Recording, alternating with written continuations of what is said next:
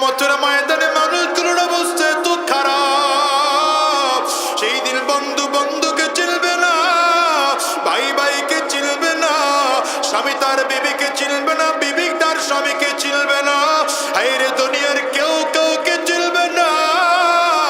একটা নেকির জন্য সন্তান গিয়া বাবার সামনে দাঁড়াইবে, বাবা একটা নেকি তুমি আমার দাও, বাবা চক্ষু ফিরে নিবে কি আমার সন্তান, আমি সন্তানরে চিনি না, দুনিয়াতে কোনোদিন আমি বিয়ে করি নাই, কিসের আবার সন্তান। মানুষগুলো এমন করে পাগল পাড়া হয়ে যাবে। আরে মানুষ তো দূরের কথা, সব নবীরা পর্যন্ত ইয়া নফসি করতে থাকবে।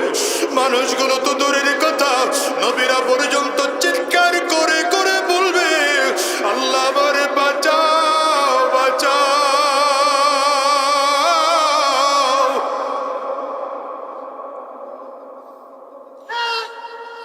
যুবকরে পারলে চোখের পানিগুলো ফেলে কাঁদো, যদি কান্না না আসে কান্নার ভান ধরো, আর ডানে বামে তাকিয়ে দেখো কার চোখে পানি, ওই মানুষটার দিকে তাকিয়ে নিজের ধিক্কার বলো। আল্লাহ তাআলা এই মুহূর্তে আমলনামা উড়ায়া দিবেন, মানুষের বাম হাতে এসে লেগে যাবে। নবীরা পর্যন্ত ইয়া নফসি করতে থাকবে। হায়রে দুনিয়ার মানুষ কেউ কাউকে চিনবে না, সেই দিন বড় ভয়ঙ্কর। আরে আমলনামা এসে একজন মানুষের বাম হাতের মধ্যে লেগে যাবে। আল্লাহর ফেরেশতা জিবরাইল ডাক দিবেন, কদ শাকিয়া শিকাআন লা ইয়াসআদু বা'দাহু আবাদা। আজকের দিনে একজন মানুষের কপাল পড়ে গেল, জিন্দেগিতে আর কোনদিন তার কপাল খুলবে না। মানুষটা এত পেরেশান হয়ে যাবে, আরে কার হাতের মধ্যে যেন আমলনামা লেগে যায়। আরেক ভয়ের কারণে একজন মানুষ বুকের মধ্যে হাত টানে ধরে এত জোরে চাপ মারবে, বুকের চাপের কারণে বুকের পাঁজরের হাড্ডিগুলো করমার করে ভেঙে যাবে। আল্লাহ তাআলা ফেরেশতাদেরকে বলবে ওর হাতটা ধরে জোরে ধাক্কা মার।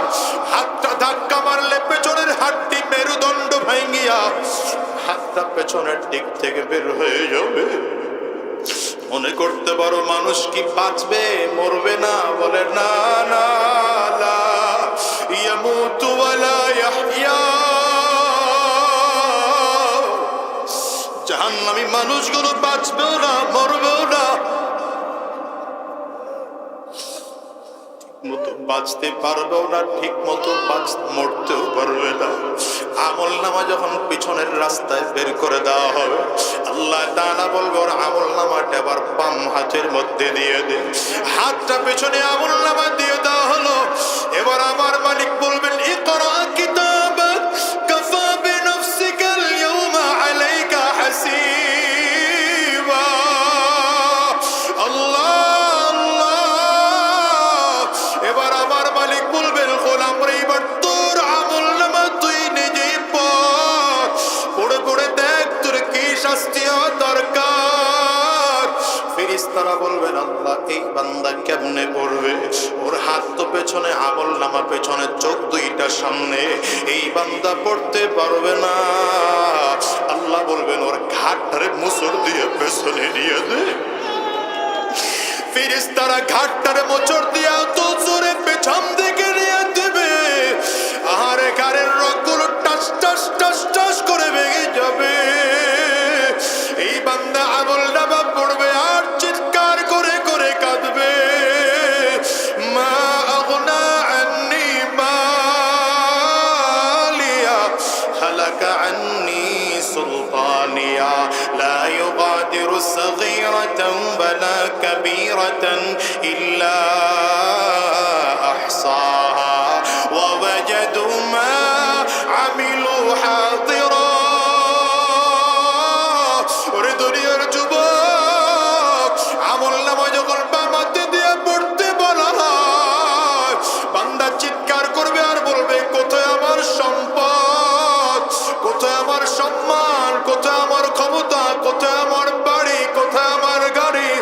আজকে আমার বাদশাহীও কোনো কাজে লাগলো না, আজকে আমার ক্ষমতাও কোনো কাজে লাগলো না। ওরে দুনিয়ার বাজার, আমল নামা এমন করে বাম হাতে দেওয়ার সাথে সাথে আমার মালিক বলবেন সারাফিলুহুম মিন কাতিরান, ফেরেশতারা এই জাহান্নামীটারে জাহান্নামের পোশাক পরাইয়া দে। আল্লাহ তাআলার বলতে দেরি হয়, কোরআনে আসছে তখন জাহান্নামের পায়জামা পরাইয়া দেওয়া হবে। পায়জামাটা হবে আগুনের পায়জামা। এত ভয়ঙ্কর, এত ভয়ঙ্কর। জাহান্নামের পায়জামার আগুনের তাপে পুরো শরীরের গোশতগুলো সিদ্ধ হয়ে যাবে, কলিজাটা পর্যন্ত সিদ্ধ হয়ে যাবে। আমার মালিক বলবেন আমার আগুনের জুতা পড়াইয়া দে। আগুনের জুতা পড়াইয়া দেওয়া হবে। এই আগুনের এত তাপ, আগুনের তাপের কারণে মাথার মগজগুলো টকবক করে করে ফুটতে থাকবে। আল্লাহ আমাদেরকে বাঁচায় দাও, আরে আল্লাহ আমাদেরকে হেফাজত করো।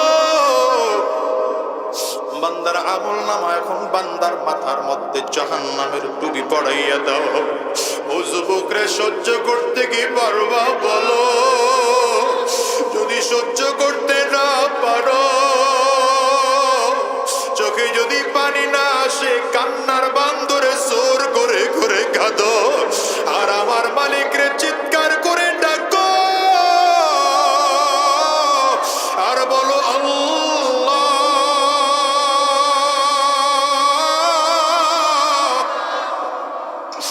আয় আল্লাহ, আয় আল্লাহ। গুনাহগার বলে যদি তাড়াইয়া দাও, বেঈমান বলে যদি তাড়াইয়া দাও, মুনাফিক বলে যদি আমাদেরকে ফিরাইয়া দাও, আমরা কার দরবারে যাব গো মালিক?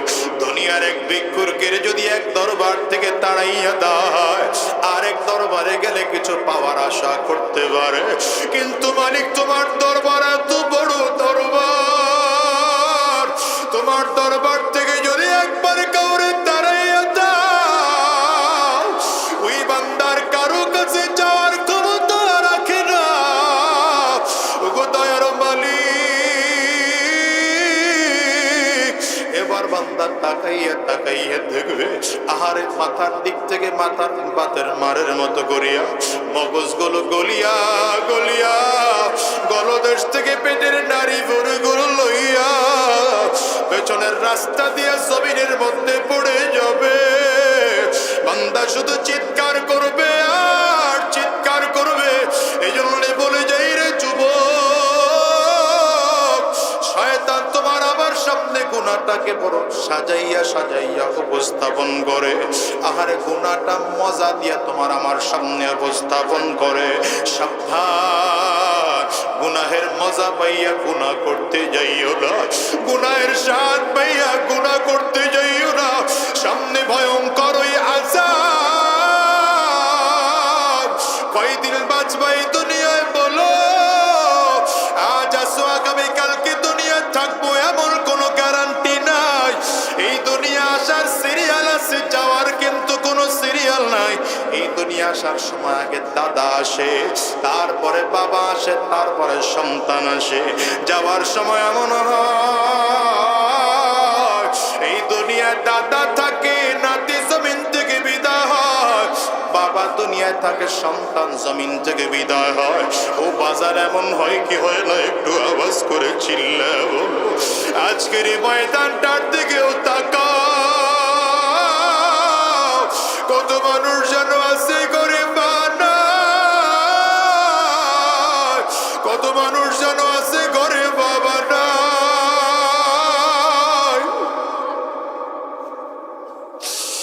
কত মানুষ যেন আছে সন্তান হারাইয়া পালাইল, কত মানুষ যেন আছে নিজের স্ত্রীকে হারাইয়া পালাইল, কত মানুষ যেন আমার আছে নিজের স্বামীকে হারাইয়া ফেলাইল। গত কয়েক বছর আগে আমি একবার মাদারীপুর এলাকায় গেলাম। পৌরসভার সাবেক মেয়র সাহেব আমার হাত ধরে কান্না করে দিয়েছে আর বলে, হুজুর আমার একটা বাচ্চা ওরে বড় আউশ করে ইঞ্জিনিয়ার বানাইছিল, বিদেশে ওর চাকরি হলো, কিন্তু আমার বাচ্চাটার আমি জমিনে বাঁচাইয়া রাখতে পারি না। আমার বাচ্চাটা জমিন থেকে বিদায়। একটাই মাত্র সন্তান, লোকটা বলে আর কাঁদে।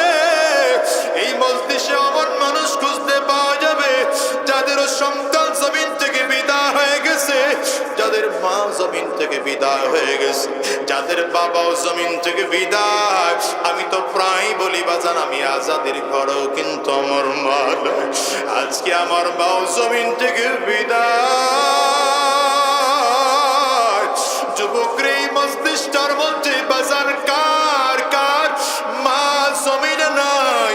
হাতটা উঁচা করে আমার মালিক করে একটু দেখাও, কার কার বাবা নাই?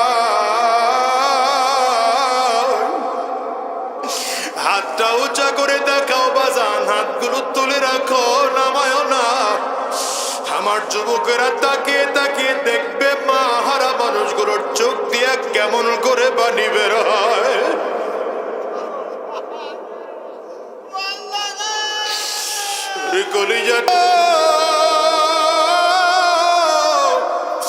এই মানুষগুলোর চেহারার দিকে একটু তাকাও। এই মানুষগুলো হাত তুলেছে, এদের কারো ঘরে মা নাই, কারো ঘরে বাবা নাই, কারো ঘরে আব্বা আম্মা দুইজনের কেউ নাই। আজকের এই ময়দানটারে মোনাজাত করে দিলে বাসায় যাইবা, বাসায় গিয়ে দরজার মধ্যে টোকা দিলে এদের মা দরজা খুলবে না। ও বাজান কোন আশায় দুনিয়ার তালে পড়ে আছো? আজরাইল তো পেছনে গুরু গুর গুরু গুর গুরু গুর করে ঘুরে।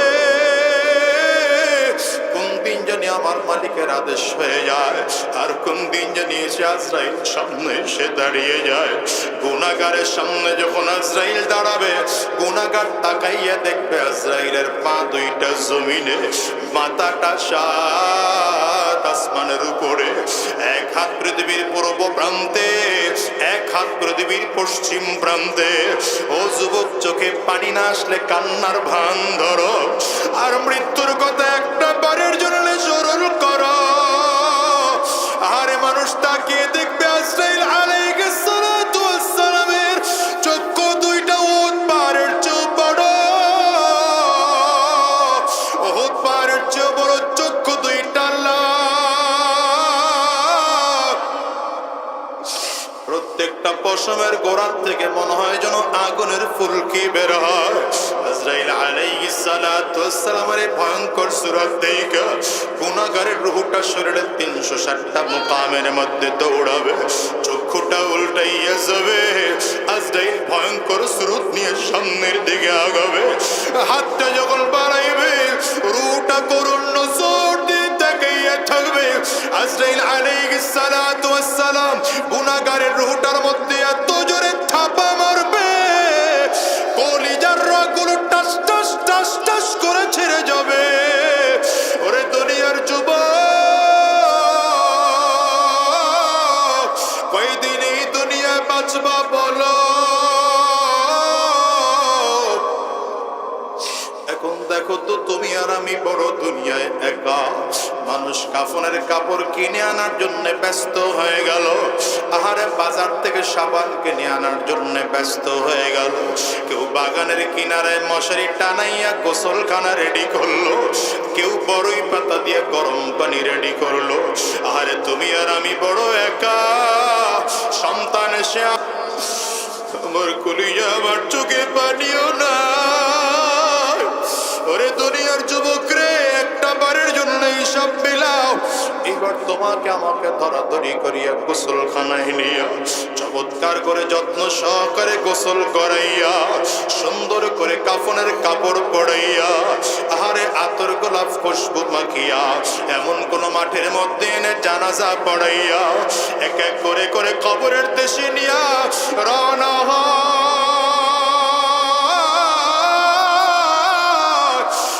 কবরের দিকে তাকাইয়া দেখি কবরের মধ্যে বড় বড় সাপ দেখা যায়, বড় বড় বিচ্ছু দেখা যায়। আরে ভয়ঙ্কর সুরত নিয়ে আমার দিকে হা করে তাকাইয়া আছে। মানুষগুলো আমার লাশটাকে কবরের পাশে রাখিয়া তিনটা লোক টপ টপ করে লাফ দিয়ে কবরের মধ্যে নামিয়ে যাবে। একজন মাথায় ধরবে, একজন পায়ে ধরবে, আরেকজন কোমরের মধ্যে ধরবে। ধরাধরি করে কবরের মধ্যে নামাইয়া মাথার বানটা খুলে লাফ দিয়ে কবর থেকে উঠে যাবে, পায়ের বানটাও কবর থেকে খুলে লাফ দিয়ে উঠে যাবে, মাজার বানটা খুলে আস্তে আস্তে করে পাশ বিচার